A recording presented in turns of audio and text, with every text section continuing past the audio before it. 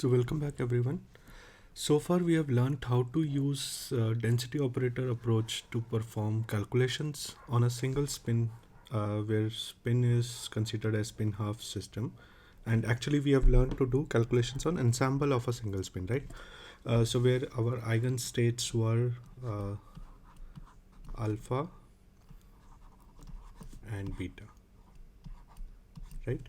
So these were the two eigenstates, and we had operators as ix, iy, iz, and then we also saw step up operator and step down operator, or ladder up, ladder down, and then the unity operator. All of these operators were 2 cross 2, so unity operator was also 2 cross 2.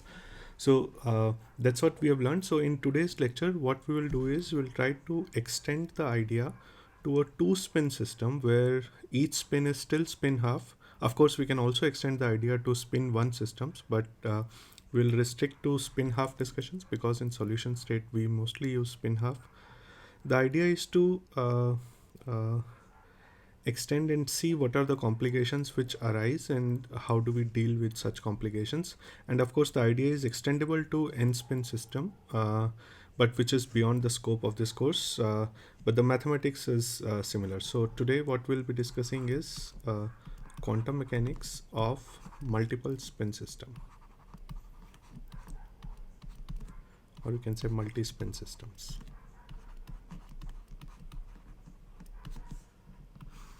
Right, so this was for single spin, where we had considered spin half systems. That's why there were 2 states and these set of operators. So essentially the operators were 4 identity ix, iy, iz, and I plus and I minus are derived from ix, iy operators. So if we count the number of operators, we can say that there are 4 operators plus 2 ladder up, ladder down operators. Okay, so now let us see that what kind of wave functions we have in 2-spin system. So let us consider. So as I said, we will be discussing 2-spin system, but the idea is extendable to multiple spin systems.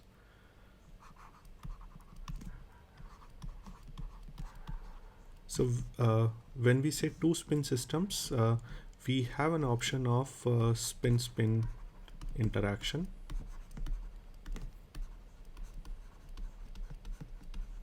So if the spins are interacting, and this is we will be restricting our discussion to scalar coupling. Of course, we can have other type of couplings in place, which we will not be discussing. We'll be only restricting to scalar coupling. Okay, so now the wave functions in this 2-spin system are given by something called as product basis. So product basis is basically what we do is we take product of the individual spins, and that's how we derive the wave functions. So let us see. So psi1 will be given by alpha into alpha, where the first spin system is for I spin, or sorry, the first wave function is for I spin, the second is for S spin. So this is a choice you can take. If we are considering 2-spin system as IS spin system, it is also called as IS spin system. So you can choose S to be the first spin and I to be the second spin, but that is the norm in general. In NMR books you will see that the first spin is always considered as I and the second one is considered as S. Okay, so then the second state would be alpha beta. So now these are the product of alpha beta. So there are 2 states. So the 4 states are possible because there are 4 products which are possible, right? So then you have psi 3, which will be beta alpha, and psi 4, which is beta beta. So in each case, the first spin or the first state corresponds to I spin, second state corresponds to S spin. Okay, now the product basis is obtained by what is called as direct product.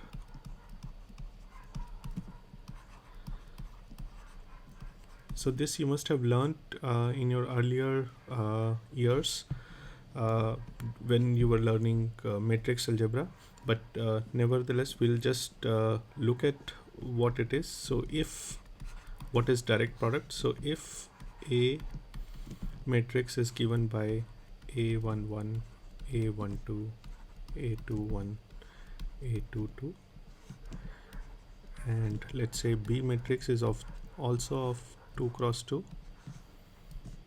and this is B11, B12, B21, B22, right? So in such a situation, direct product between A and B will be given by, so this is a symbol for direct product.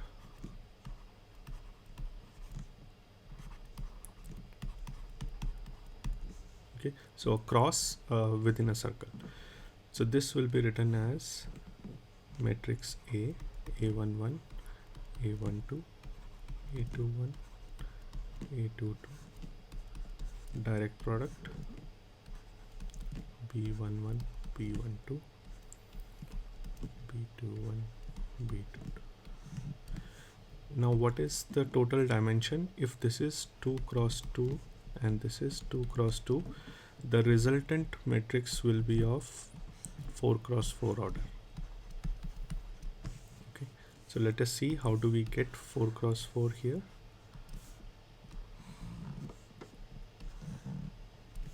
So here first element of A matrix is taken, A11, and it is multiplied with all the elements of B matrix. Similarly here A12, all the elements of B matrix. So you get 4 elements from here, 4 elements from here, then A21, B, A22, B. Okay. So now I will directly write the expanded form. So I will have A11, B11, A11, B12, A11, B21, A11, B22. Now similarly, so this is A11 multiplied by all the elements, all respective elements of B matrix. Similarly, I'll have here A12, B11, A12, B12, A12, B21, A12, B22.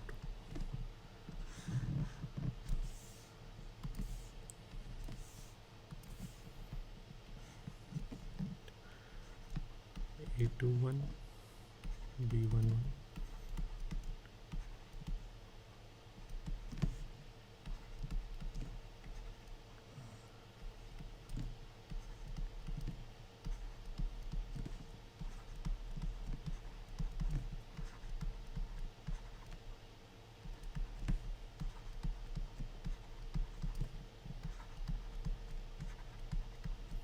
right? So this is the direct product basis under which all the wave functions will be generated. So thus we can say that psi, let us write down the matrix form of the 4 wave functions that we have seen. So psi1 is alpha alpha.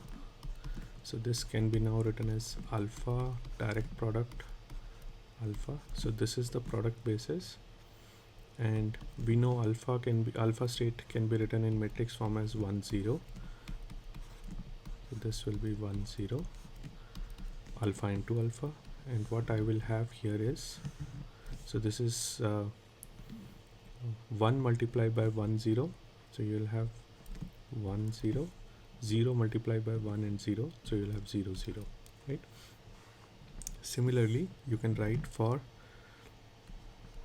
alpha beta state,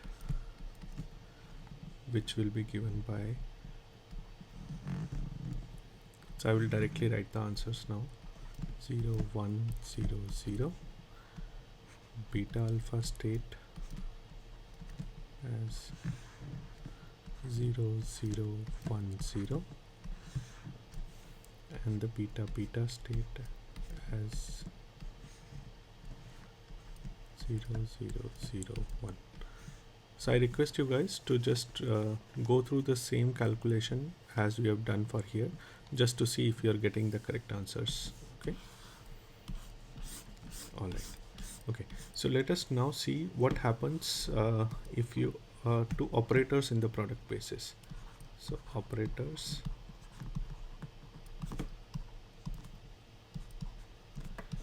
in the product basis. So this will be for two spin system.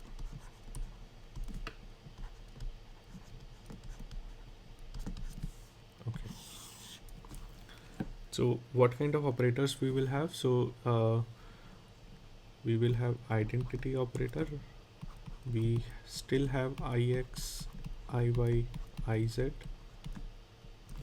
and in addition to, because there are two spins, so correspondingly we will have sx, sy, sz, and then there are multiples of these operators, multiplications of these operators, so which will be 2 times ix, ix, not s, ix, sx, 2 times ix, sy, 2 times ix, sz. Similarly for iy, sx, sy, sz,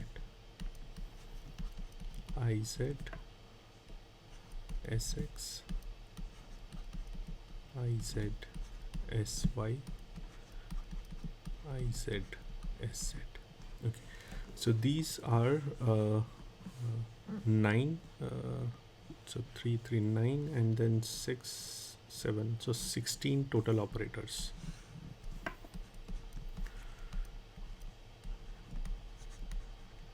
So you can already see that how the calculations are going to be complicated, because the number of operators are huge here already, right? So and so is the number of states. So now let us try to apply these operators on the states and see what will be the result. Okay, so we'll do it for few operators, and then rest of this I will request you to go back and practice. So let us do with simple ones. So iz on alpha alpha state. So what happens if we apply iz on alpha?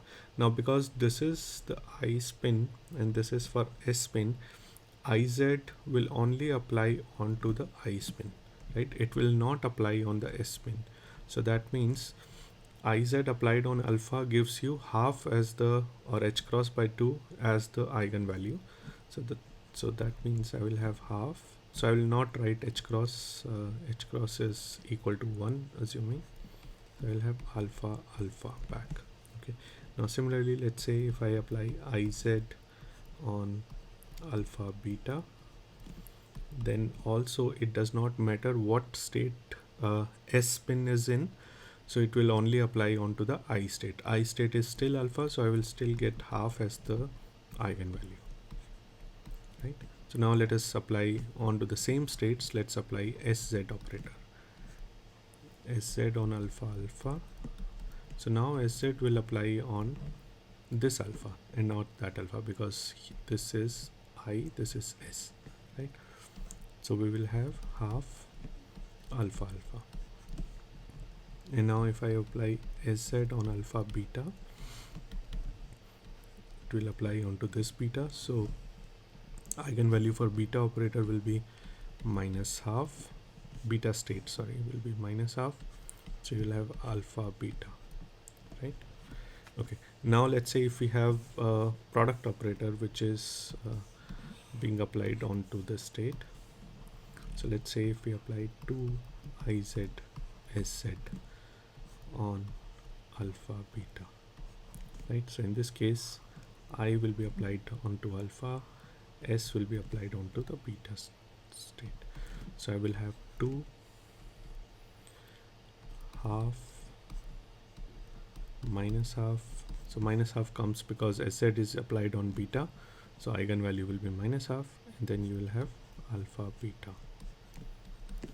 So this will be minus half alpha beta, right? Okay, so this should be very clear.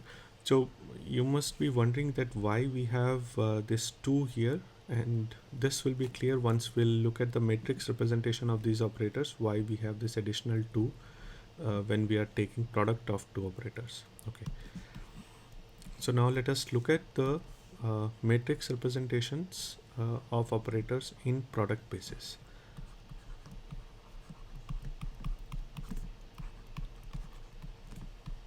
Matrix representation of operators.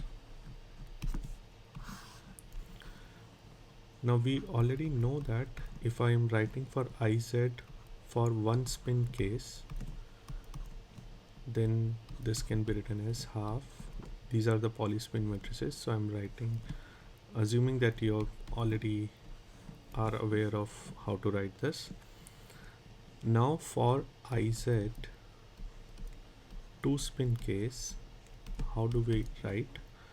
So what I will do is I will simply take the IZ 1 spin operator and take a direct product with unity operator of 2 cross 2, or sorry, identity operator of 2 cross 2. So that means I will now have half 1 0 0 minus 1 direct product with 1 0 0 1, and this will give me half. So now you know how to take direct products. So 1 multiplied by this, so I will have 1 0 0 1, 0 multiplied by this 0 0 0 0, 0 multiplied by this 0 0 0 0, and minus 1 multiplied by identity, so I will have minus 1 0 0 minus 1. So you will have 4 cross 4 matrix with 2 negatives in the diagonal and 2 positives in the diagonal. So this is for IZ spin. Now similarly, let us write for SZ 2 spin case. Now this will be, the order will be reversed here because SZ is thought to be the second spin in the system. So what we will do is we will take E 2 cross 2 direct product SZ 1 spin, right? So that is simple. Now half comes out, so you have 1 0 0 1 direct product 1 0 0 minus 1. So the matrix form of IZ spin, IZ 1 spin and SZ 1 spin is same. It is just that this is for a different spin and this for a different spin, but the operator is same. Now what do I have here? Now see that the E is before S spin here, so the matrix, the direct product will be accordingly written. So 1 multiplied by this 1 0 0 minus 1, and 0 multiplied by the whole matrix 0 0 0 0, and 1 multiply this 1 multiplied by the whole matrix, which will be again 1 0 0 minus 1. So you notice the position of the minus ones are different in IZ 1 spin operator versus SZ 2 spin operator. So IZ 2 spin versus SZ 2 spin, right? Whereas in case of 2 spin case, the two matrices were identical. So here the difference is there because of the order where the 2 spins will be. Okay, now let's also take an example of IZSZ so that it is very clear.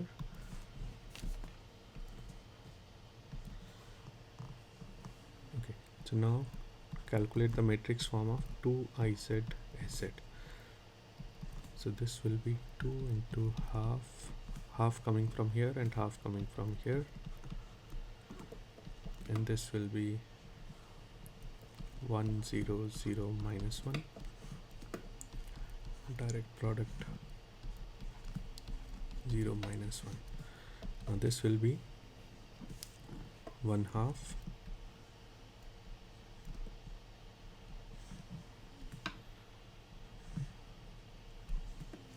so now 1 multiplied by this matrix, so you have 1 0 0 minus 1, 0 0 0 0 0 0 0 0, and then minus 1 multiplied by the whole matrix, so you have minus 1 0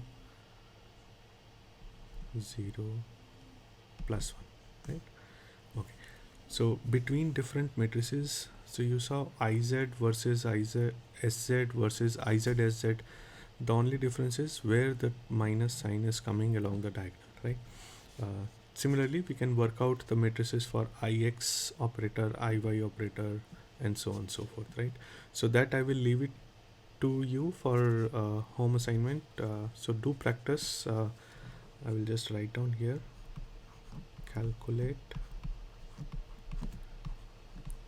matrix representation for all the 16 operators for 2-spin case. Okay, so please do this so that you have the practice of working with direct products if you have not worked earlier. Okay, so now let us see why we are writing 2 here. So 2, by writing 2 here, or by including 2 here in the operator, we are making sure the form, the coefficient or the number in front of the matrix is same, that is 1 by 2 for all the operators. So that way, if we are doing any kind of addition or subtraction of the two operators, the calculation becomes easier. Otherwise, we'll have to take half common and then we have to do multiplication accordingly or addition accordingly. But this half is kept similar in all of these cases. That's how there is a 2 here, so that when you multiply this, you have half outside. Okay, so that should be very clear. So now let us see what will be the free precession Hamiltonian in case of a coupled spin system.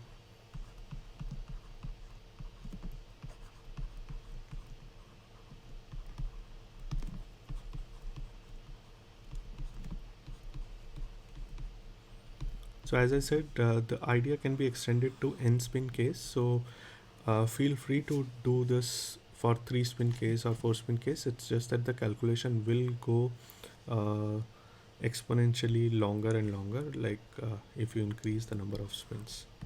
Okay, and good thing is that there are softwares available for doing all sorts of calculations, so that you're not worried about number of spins in real systems. But this is just for understanding that we are doing by hand. Okay, so now for free precession Hamiltonian is given by, there is a chemical shift part, and then there is a coupling part, right? Scalar coupling part. So chemical shift part we have already seen. How does it look? Omega I IZ plus omega S SZ. If there are 2 spins, if there are multiple spins, this can keep on increasing. And then for scalar coupling also, we saw earlier that the Hamiltonian will be 2 pi j, where j is the magnitude of the scalar coupling, into I dot s, where I dot s takes the form as IZ SZ plus IX SX plus IY SY, right? And we saw that in case of weak coupling case, we actually said that this will not matter, so we only worried about IZSZ, and we did our calculation. So let us see in case of strong coupling, where all of this is present. Okay, so system of 2 coupled spins has the following 4 eigenfunctions. So now I'm just writing a general set of eigenfunctions irrespective of weak or strong coupling.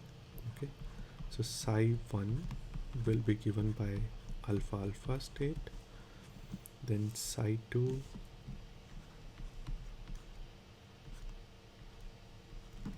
is given by cos theta times alpha beta plus sine theta times beta alpha.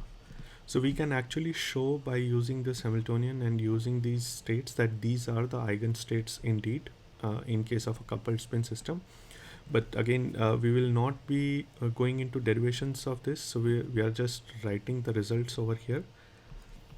Psi 3 is equal to cos theta beta alpha minus sin theta alpha beta, and then psi 4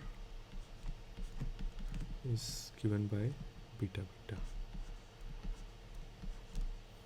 So now here you can see that psi 1 and psi 4 are pure states, whereas psi 2 and psi 3 are mixed states.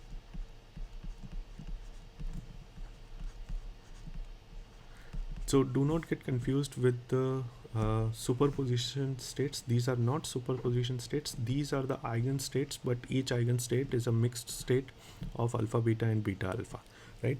So, and also try to appreciate this fact that we will not be able to draw a energy level diagram for this, because this is not intuitively which a thing which you can actually draw. For example, we were able to see in case of a weak coupling case that there are 4 energy levels, so where alpha alpha, alpha beta, beta alpha and beta beta are drawn, right? So this is for a weak coupling case. However, for strong coupling, or in case of a general coupling where we do not define whether it's a weak or strong, it is not possible to draw these mixed states in an energy level diagram. So intuitively we will not be able to see where the transition or how the transition is happening when we say that okay, there is a transition from psi 1 to psi 2, but we will not be able to draw the transition in energy level diagram. I hope that is not confusing you. Okay, so that's why this is called as a mixed state, and this is not a superposition state.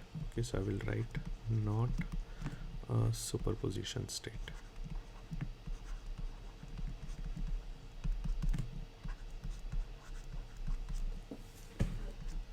Okay, so although it is not straightforward, but one can still apply the Hamiltonian onto these states and find out the energies. So I'm going to write the energy values directly.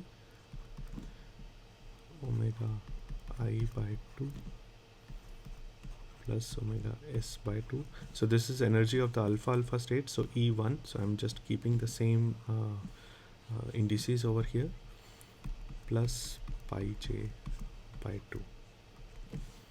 For E2 it is d minus pi j by 2. I will come to what is d. For E3 it is minus d minus pi j by 2. See, once you have these energies of the states, you can easily calculate the transition or the transition frequencies, that is the delta E values for each of this transition, right? E4 is given by minus omega I by 2 minus omega s by 2 plus pi j by 2. So this comes when you apply Hamiltonian onto any of these states. So each energy is given by this, where d is given by 1 by 2 omega I minus omega s square plus 2 pi j square 1 by 2. Okay, so now you can see that if my omega 1 is equal to omega s, omega I is equal to omega s, this term goes off and I'm only left with 2 pi j. So accordingly these energies are modified, right? So you can do this simple calculation. So let us now revert back to the weak coupling case. So strong coupling case, you have seen that these are the eigenfunctions and these are the energies where you can actually calculate the energy difference and figure out what will be the transition energy or the transition frequency. But the further calculations are way more complicated to include in this course, so that's why I'm skipping those calculations. However, if you are interested, these calculations are given in Palmer's book, which you can follow if you want to, or I can suggest you further reading for this. But let's not go into the calculation details. Let us restrict ourselves for understanding purposes to simpler case. So for weak coupling case, also I did not mention, I think, the theta part here, right? So this theta is given as tan inverse half of tan inverse 2 pi j divided by omega I minus omega s. This I forgot to mention earlier. Okay.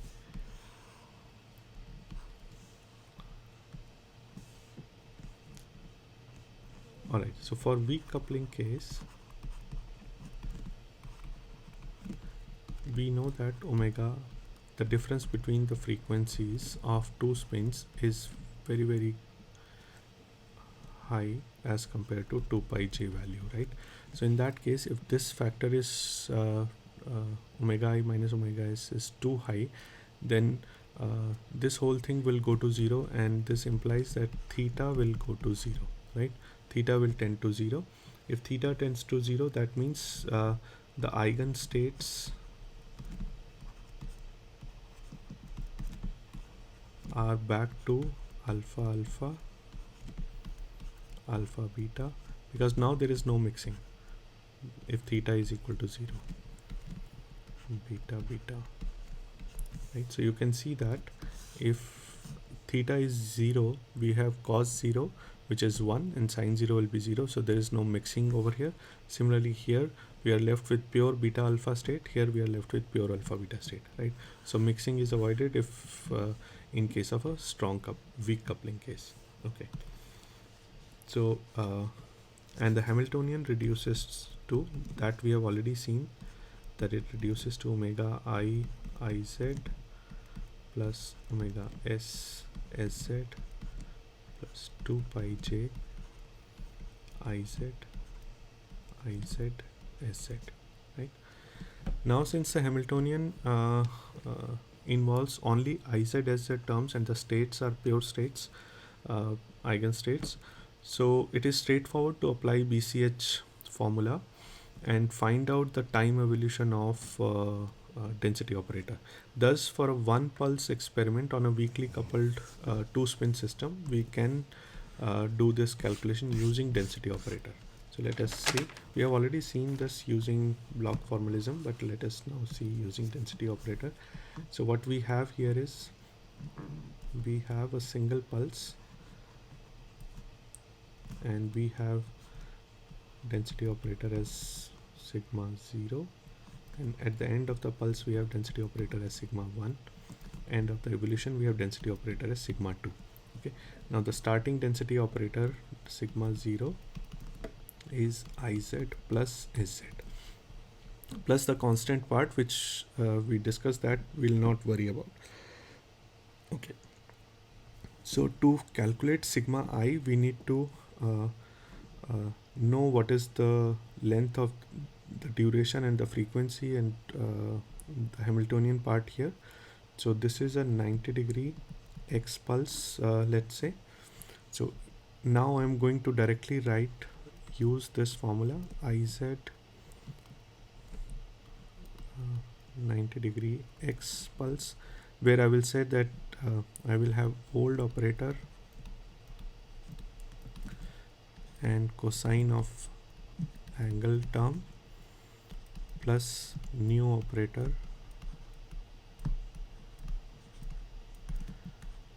sine of angle term. Angle is coming from the Hamiltonian part and the duration part, right? Okay, so if I do 90x on Iz, so I know that I said that there is Iz and Sz terms, but we will take one spin at a time. So you can work out for, I will work out for Iz and you can work out for Sz in exactly same manner, and the result will also be identical It's just that there are two spins, so each spin will give you a set of lines, right? A set of NMR frequencies.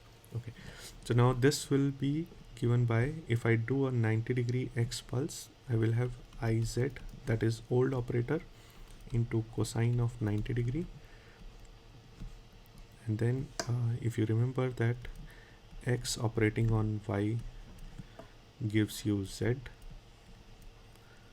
and it is cyclic, right? So now I have X which is operating on Z. That means I am bound to get Y with a negative sign, so I'll have minus IY, then sine 90, which is nothing but minus IY, right? So now after this, so this is my sigma 1, right? This is after the pulse has been applied. So you have IY magnetization. Okay, now if I have during the free precession, we said that we will have Hamiltonian as omega I IZ. This I have converted into time independent form, so that so small omega is now converted into capital omega, and omega S to SZ plus 2 pi j IZ SZ. Because we are considering only the weak coupling case, we will consider IZ SZ. Now SZ operator will not apply on IY, so this goes off, right? So this is irrelevant of being there. So we will apply only these two operators, IZ, omega I IZ, and 2 pi j IZ SZ. Okay, now which one to apply first, which one to apply later? So between IZ and 2 pi j IZ SZ, anyone can be applied first and then the other one later, because the two operators commute. So if the two operators commute with each other, it does not matter which one is applied first, right? Because the order of the operation, it does not matter. Order of operation will only come when the operators do not commute. But in case of weak coupling case, you will not encounter with that situation. Okay, so now let me apply the chemical shift part first. So minus I by omega I IZ. So this will give you old operator as minus IY, and then cosine of angle. Angle comes with frequency into time during which this acquisition has been happening. So omega I t is the acquisition time, and then old operator is now you're applying Z on Y. So Z on Y will give you minus X. So, and then there is one minus sign over here, so you will have plus IX sine of omega IT, right? So this is what happens after you apply chemical shift Hamiltonian. Now you apply second part, which is 2 pi j IZ SZ. Now here 2 we will take with the operator, and pi and j will leave for the angle term, because this is now the frequency part. Okay, so let us apply on both the terms one by one. So let's apply for minus y cos omega IT. What happens to this term? 2 pi j IZ SZ. Okay, so this will be the old operator minus IY, the old operator, and then I have cos term. Let me write it again.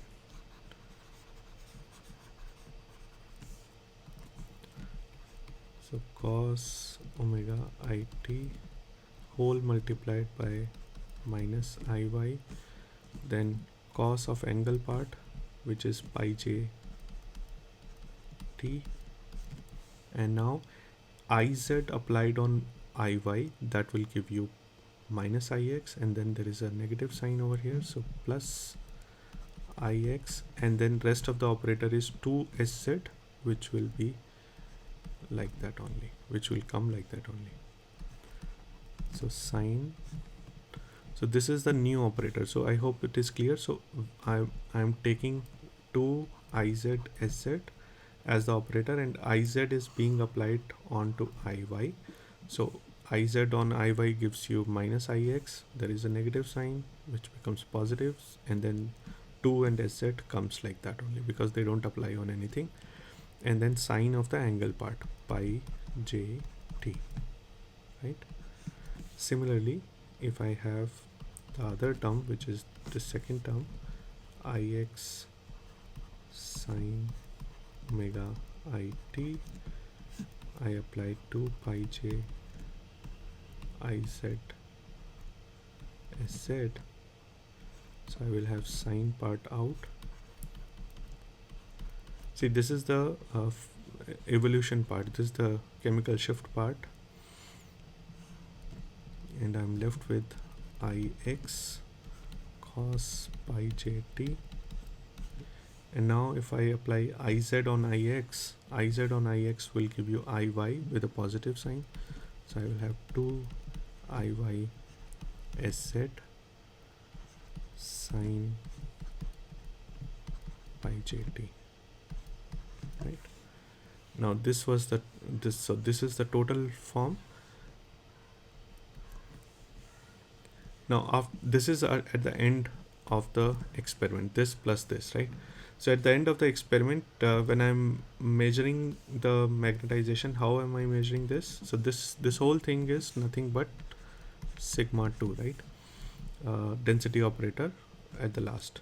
So then at the end, I'm going to take trace of sigma 2 into I plus operator, and as we have seen earlier, the trace, or you can do this calculation. I'm skipping this part because we have done this earlier. If you want, you can actually calculate what is I plus operator as ix plus iy, and do the matrix algebra for all of this to find out that this trace will go to 0, trace of this will go to 0. So you're left with only the terms which will have pure ix and iy part.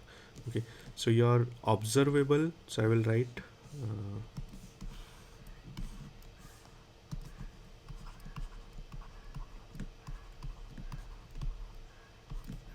observable sigma 2 will consist of minus iy cos omega I t and cos pi j_t plus iy sine omega it cos pi j_t, right? Now this you can easily convert this into, this is like cos a cos b, so this can be converted into minus half I, so this is ix, this will be minus half iy cosine of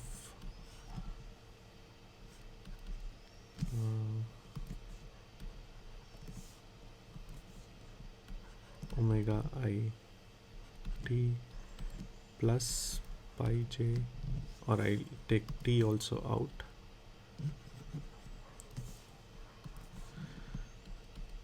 plus pi j t and plus cosine omega I minus pi j t, and another half plus 1 by 2 ix, and now this will be sine omega I plus pi j t plus sine omega I minus pi j t, right? So here you can see that instead of single line when it's a weak when there is no coupling, you have lines which are coming at omega I and omega S. But here you're getting two lines. One is at omega I plus pi j, another is at omega I minus pi j. This one is cos component, another is sine component, which will give you the complex part, right? So here what I have here is this we have seen earlier, so this should not be a problem to understand. And you also should see that there is a half over here, so instead of the full intensity you are only left with half the intensity, because the integral must remain constant, integral under the curve, and then this difference is 2 pi j.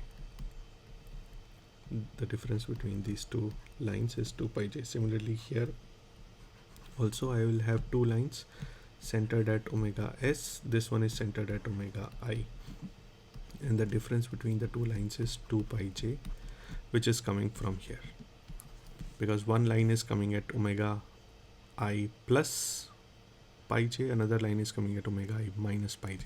So you will see the same result if you do the calculation for sz part, you will get exactly same result. So I hope the spin coupling part or the multiple spin part or the quantum mechanical treatment for multiple spin part is very, very clear. So why are we discussing this strong coupling and weak coupling case? Let me just give you one example over here. So for heteronuclear couplings, let's say if we are talking about proton coupled to carbon or proton coupled to nitrogen, these kind of cases where we let me just write down heteronuclear coupled systems.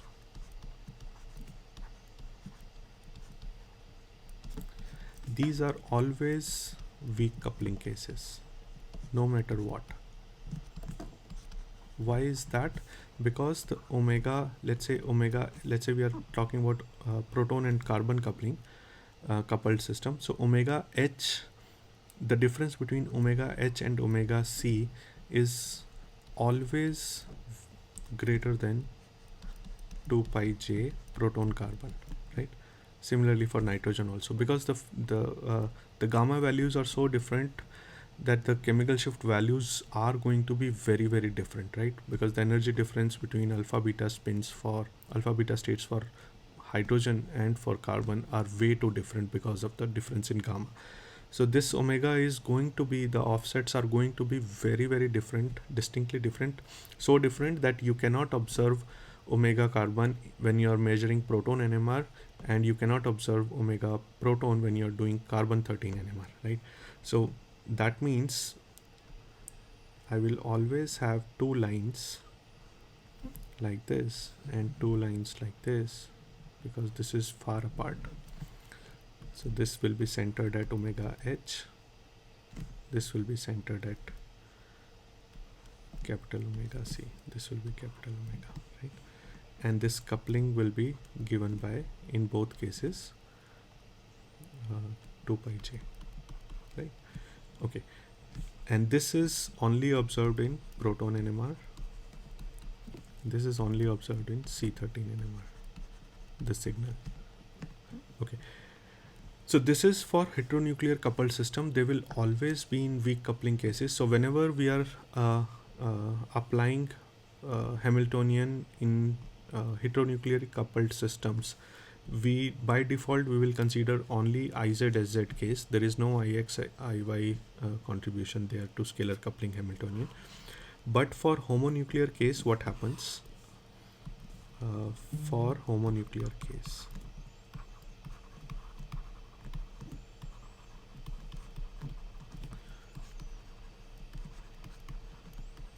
coupled spins. So now we are talking about something like HA coupled to HB. There is no hydrogen bond. Let's consider something like this. C, right? So now HA, HB are coupled, and we are talking about whether omega A minus omega B is greater than 2 pi j AB or not, right? So this will be the case of weak coupling.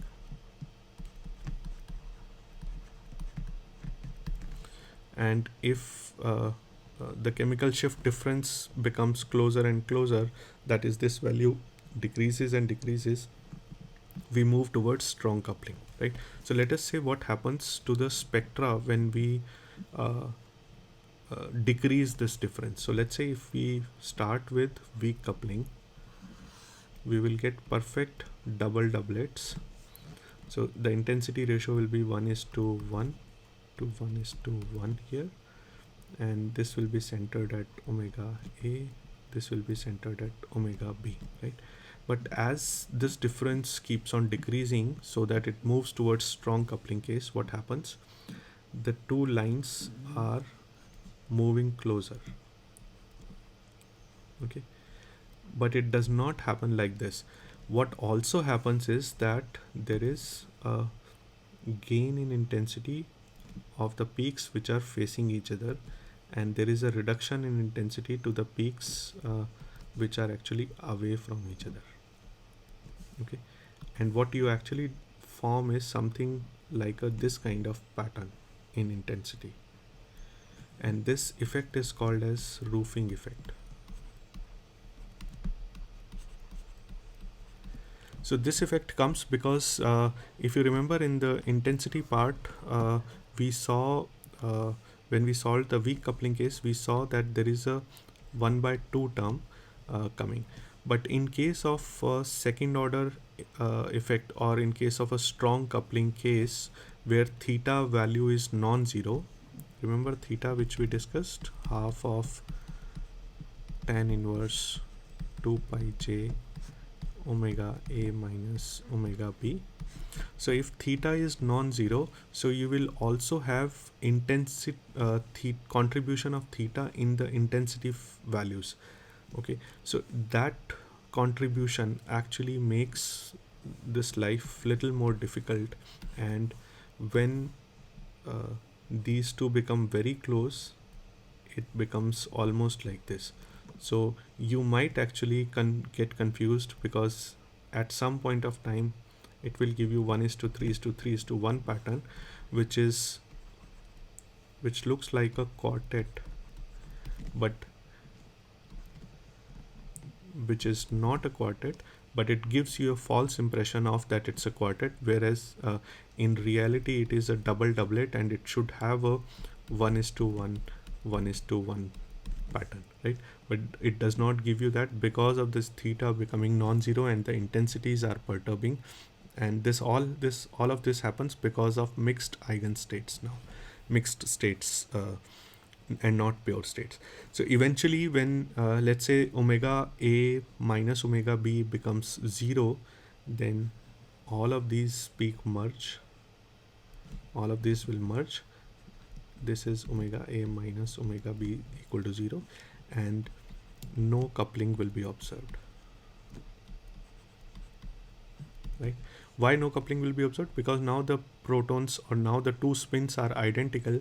So if the two spins are identical, they will not split each other. So it is something like if you have CH3 CH2 OH, these three protons, they do not split each other, right? They only split the non-identical protons, that is CH3 splits CH2 and CH2 splits CH3, but this proton does not split the self proton. So it's if I try to draw it like this, and I say that this is HA and HB, in this case omega A minus omega B is equal to 0, and thus HA will never split HB, right? So this becomes no coupling case, and it actually becomes a one spin case in that situation, okay? So I just wanted to mention that why are we worried about strong coupling and weak coupling and scalar coupling for that matter so much, because it has a direct application in many spectral analysis, and we usually see very often we see this roofing effect. Sometimes it is useful because it tells you that this particular pair is actually coupled to this particular pair because it is having identical roofing effect, but sometimes it does get complicated and create problems in analysis of the spectra, where for a double doublet, you actually take it as a quartet and then you misinterpret the spectrum. Okay, so these kind of problems do come, which have to be solved by recording parallel spectra or orthogonal spectra. Uh, so I hope the quantum mechanical treatment for coupling Hamiltonian is clear now, and that is all for today. Thank you.